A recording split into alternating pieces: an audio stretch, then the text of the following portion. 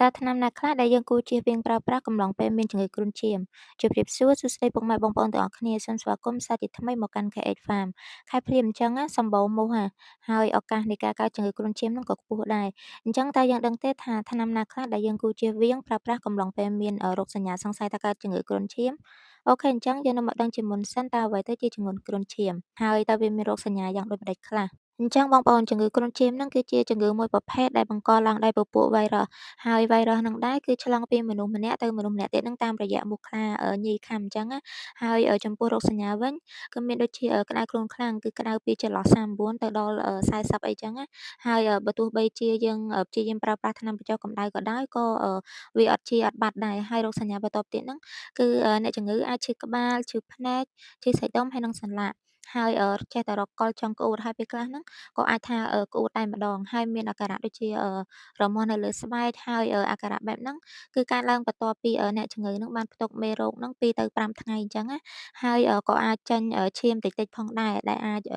ចេញតាមច្រមុះហើយនិងចាញ់ធ្មេញឬក៏មានស្នាមជាំអីចឹងទៅ ឥឡូវយើងត្រឡប់មកសំណួរយើងវិញប្រភេទថ្នាំទី1ដែលគួរតែជៀសវាងប្រើប្រាស់គឺនៅក្នុងក្រុមថ្នាំ NSAID ឬក៏ Non-steroid Anti-inflammatory Drugs ដែលមានដូចជាពពួក Ibuprofen, Aspirin ហើយនិង Diclofenac ដែលថ្នាំនៅក្នុងក្រុមថ្នាំ NSAID នេះគឺវាមានឥទ្ធិពលទៅលើការប្រឆាំងទៅនឹងការរលាកបំបាត់ការឈឺចាប់ហើយនិងបញ្ចុះកម្ដៅ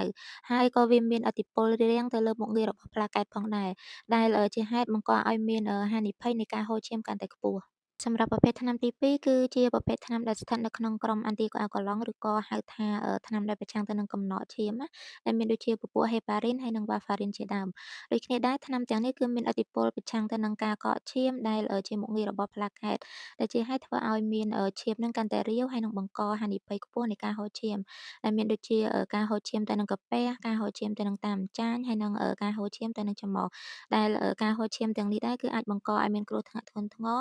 ដែលអាចបង្កឲ្យមានផលប៉ះពាល់ទៅដល់អាយុជីវិតរបស់អ្នកជំងឺអញ្ចឹងណាការព្យាបាលជំងឺគ្រុនឈាមគឺទាមទារឲ្យមានការពិនិត្យសម្រាកហើយនិងតាមដានពីគ្រូពេទ្យដើម្បីជាសះស្បើយអញ្ចឹងបងប្អូនដើម្បីជៀសវាងគ្រោះថ្នាក់ធ្ងន់ធ្ងរនៃជំងឺគ្រុនឈាមណាខ្ញុំសូមណែនាំពុកម៉ែបងប្អូនទាំងអស់គ្នាឲ្យជួបពិគ្រោះជាមួយនឹងគ្រូពេទ្យឬក៏ឱសថការីជំនាញនៅពេលដែលមានអាការៈសង្ស័យណាមួយហើយវីដេអូមួយនេះដែរគឺគ្រាន់តែជាការចែករំលែកដើម្បីបង្ការហានិភ័យធ្ងន់ធ្ងរនៃការកើតជំងឺគ្រុនឈាមតែប៉ុណ្ណោះ អូខេអញ្ចឹងវីដេអូរបស់ខ្ញុំក៏ឈានមកដល់ទីបញ្ចប់ផងដែរហើយសង្ឃឹមថាជាប្រយោជន៍ដល់ពុកម៉ែបងប្អូនទាំងអស់គ្នា